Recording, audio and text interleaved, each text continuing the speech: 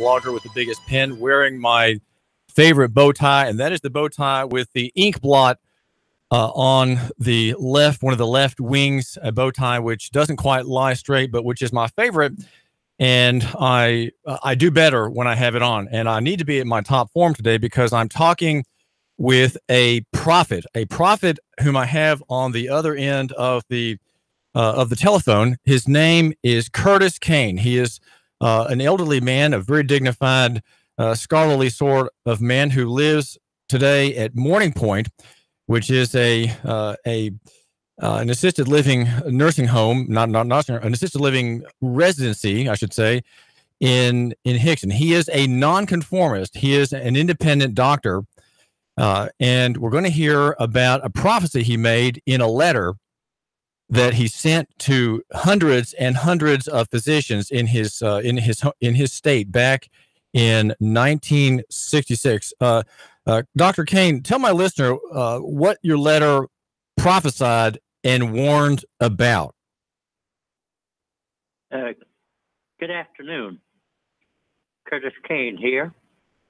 My letter was written to the 1,900 doctors in Mississippi in May of 1966, warning them of the trap of Medicare and begging them to not participate in government medicine.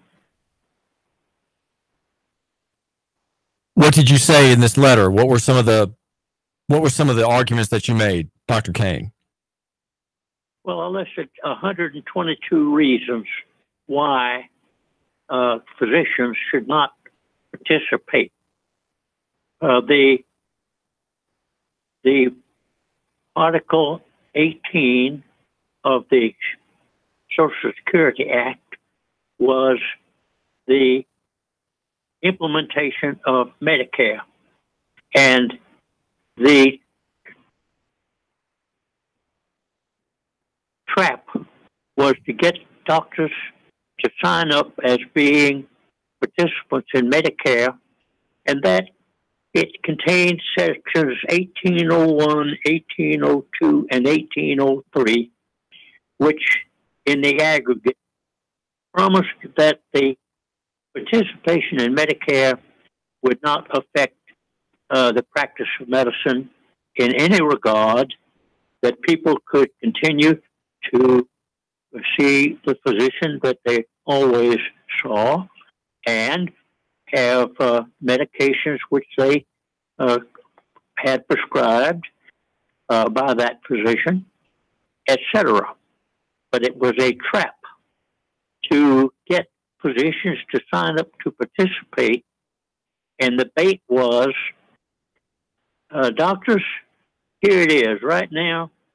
You take care of a patient, and you expect him to reward you with some payment of money, and that's a grab. That's up in the air. The patient may pay you, and he may not pay you. But if you sign up with Medicare, you will get a check from the Medicare department, and you won't have to worry about whether or not you'll be paid. And this was the bait that was proposed to physicians. And I wrote this letter to explain to the physicians, the 1,900 physicians in Mississippi at the time, that when they signed up, it looked innocuous. But the way government works is, if it gets it put in the door, it expands. And I predicted in the letter that if you take the bait and get hooked, in no time at all, you will not be practicing medicine independently. You will be a ward, a functionary, an agent of the state. You will be a clerk, effectively, you said, Curtis Caine. Yes. Well, you make mention of bait, that the government baited the doctors by assuring them in the provisions of the Medicare Act that they would be able to do things as they always had, and that they would be practicing medicine really without changes in the function of medicine, which is a healing art. It is a spiritual and physical relationship that the doctor has with the patient. Well, let me ask this: because the letter makes mention of bullying tactics, why would bullying tactics and threats need to be part of the pitch made to doctors in 1966, Dr. Caine? Why? What was the state of heart and mind of doctors at the time that such practices, such pitches, you might say, needed to be made apart from allurements? Well, it pointed out the propaganda to sell Medicare to doctors pointed out that there were multitudes of people who were without a doctor and without care, and therefore they were sick and threatened with death because they couldn't pay a doctor. And of course, from time immemorial, physicians have treated anyone that came along and asked for his service, and they gambled as to whether or not the patient would pay them. And doctors prospered under that, patients prospered under that, and the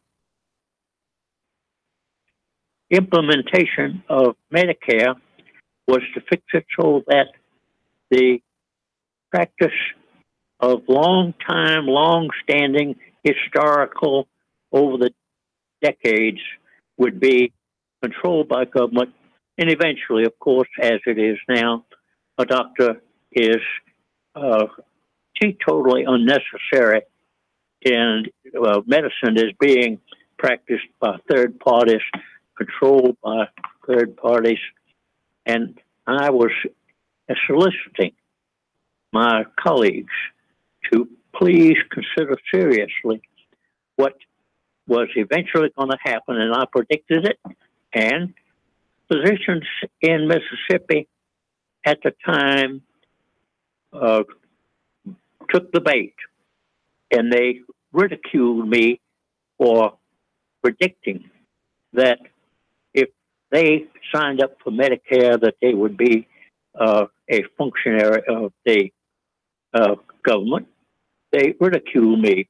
At a staff meeting one night when I made this presentation, I was booed by the staff members, my colleagues. 30 years later, those same doctor friends of mine, many of them patients of mine, put their arm around me and they said, "Curtis, 30 years ago, we should have listened to you, because exactly what you predicted in your letter and in the speeches that you made, it happened. We surely should have listened to you." And so I said, "Well, you didn't listen to me then. How about listening to me now?" "Oh, no. We can't listen to you now. It's too late."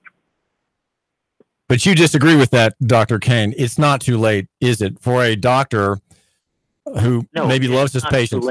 Well, explain how that the beam of hope that you offered then, which is non-participation, the beam of the independent doctor, faithful to his patient and faithful to the Hippocratic Oath, how can that beam of light be shine itself on the path of doctors today who are totally bound into the system? And I think they can't think in terms of any private practice, any real private practice. How do you do today what you did then? How can you back out? Is it possible? Well, it's necessary to get at the ethic, the soul, the inner being of each physician as to whether or not he is going to be an employee of his patient or an employee of a third party. And as I did for most of the 60 years that I practiced, I would not receive any remuneration from a third party. I was very lonesome in that. But more and more at the present time, there are physicians throughout the United States and in other countries who operate outside of the system, and they do it on a cash basis.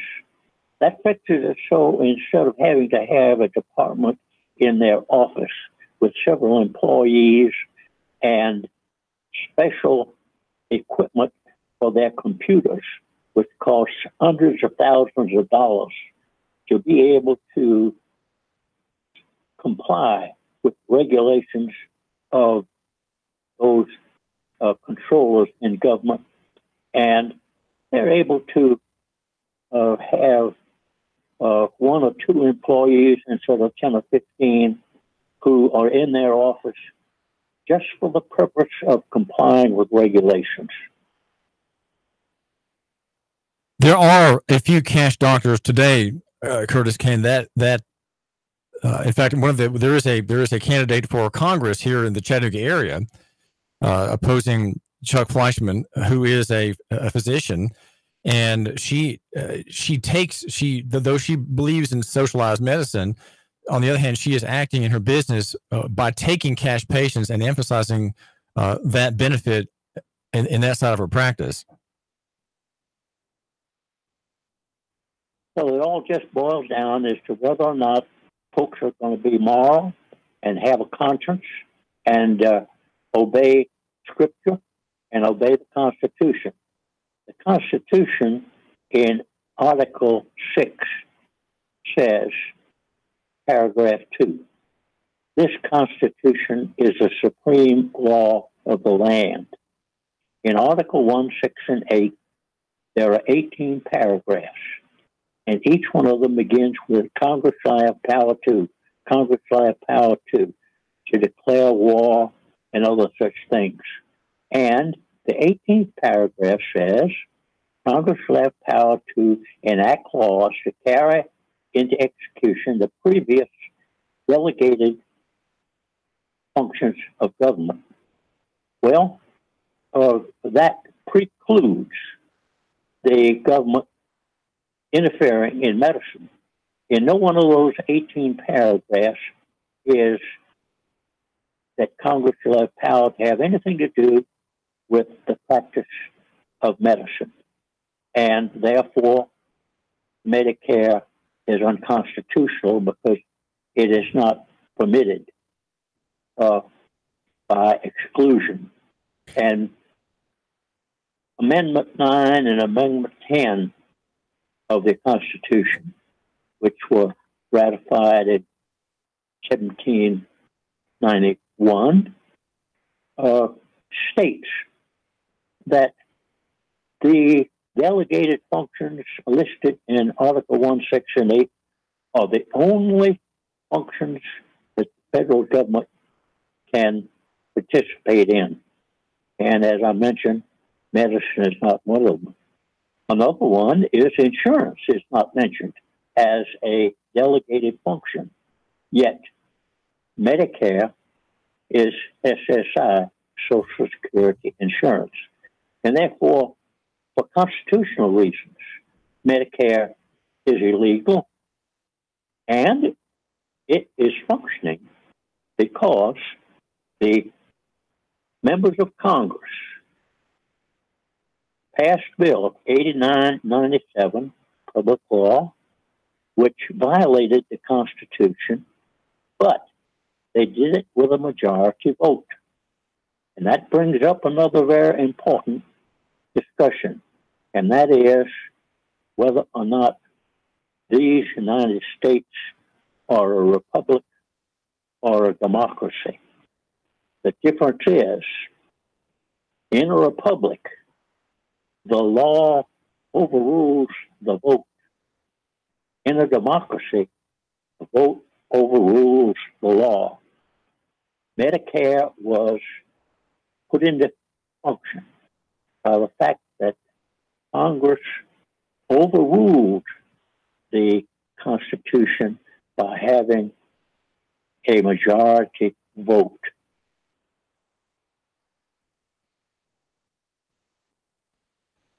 You say it was lonely as a doctor, Curtis. Can you tell my listener a little bit about the time since 1966 when you practiced medicine.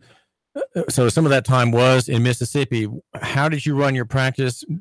How did you say something about the evidently decades in which you were a non-participant in Medicare? And I take it from what you're saying, Dr. Caine, that you were also a non-participant in insurance payments as well. Yes. Well, as I say, Medicare is insurance, forbidden by the Constitution. And while we're talking about it, let's talk about Obamacare. The Constitution says that every bill for raising revenue must originate in the House of Representatives. Obamacare originated in the Senate. Therefore, it was done illegally. And if we had strict adherence to the Constitution, Obamacare or any other government intrusion in the medicine would not be active. Well, Dr. Caine, my listener is very sympathetic to you. You have a very gracious, Southern, gentlemanly, scholarly voice, and so he's going to give you credit for that. But even though he believes in the Constitution, he's going to say, well, here's a man who's just not in the real world. He's living a fantasy that somehow these constitutional provisions are still in effect when they had been voted sort of off the books. And look at the system we have now. It does work to a large degree. People are getting taken care of. Doctors are getting paid. He's unreasonable and he's impractical, Curtis Caine. He may be a prophet, but he's not really in the real world. Your argument seems to be that it really doesn't matter that you're the only one standing after the smoke clears from a vote like that. In your mind, it's important to not participate if the legal structure under a particular area of activity is not proper or is illegal. If that basis is illegal, is that why it's a moral question for you to not participate? It's a moral issue rather than just a professional issue, Dr. Caine? Well, it's moral in that the citizens of the United States pledge allegiance to the flag of the United States, and the "the" is masculine plural, so it is these United States. There's not one United States, there are 50 United States.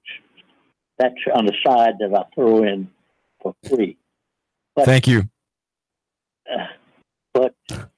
Yes, just depends on whether or not a physician, is going to cross his fingers behind his back and participate when it is his moral, his devotion to God, his soul that is involved, and to pass it off as though, well, I have to do this to put bread on the table. And that is a position that those who have the urging, those who have the inner being of ones to have power over and control of other people put into practice. This is not new. Ever since the Garden of Eden, this has been the case. Eve fell for the line that Satan gave her, and she compromised her moral principles and ate of the fruit. And then she was able to, because of her wiles, to get Adam to also compromise his relationship with the Lord, and therefore they disobeyed God. And those who now disobey the Constitution are in the same boat, because all employees of federal and state agencies all take an oath, all swear an oath that they will obey the Constitution Now, when a person takes an oath and then violates that oath, that's called perjury. Perjury is not a misdemeanor. It's not a traffic ticket. It's not a traffic ticket. Perjury is not a misdemeanor. It's a felony. This is David Schulis, and we're talking with Curtis Caine, who is, as I'm calling him, a prophet. He is here in Chattanooga, and he was a nonconformist and non-participant in Medicare. We'll be right back. I have a tough question for Dr. Caine, and that is, you weren't forced to do something unconstitutional, so what's the big deal? Why did you not just go along? 3, 2, 1. Chattanooga Radio. Digital FM 95.3 HD4. 92.7 FM's news now. Chattanooga police say Willie J. Colakua was shot on Talley Road and he doesn't know who did it. This happened yesterday on the 700 block of Talley Road. If you know anything, you can give an anonymous tip to the police. Early voting is approaching fast, but is your vote safe from cyber attacks? Hamilton County election commissioners are taking those extra steps to make sure you're protected. The new elections infrastructure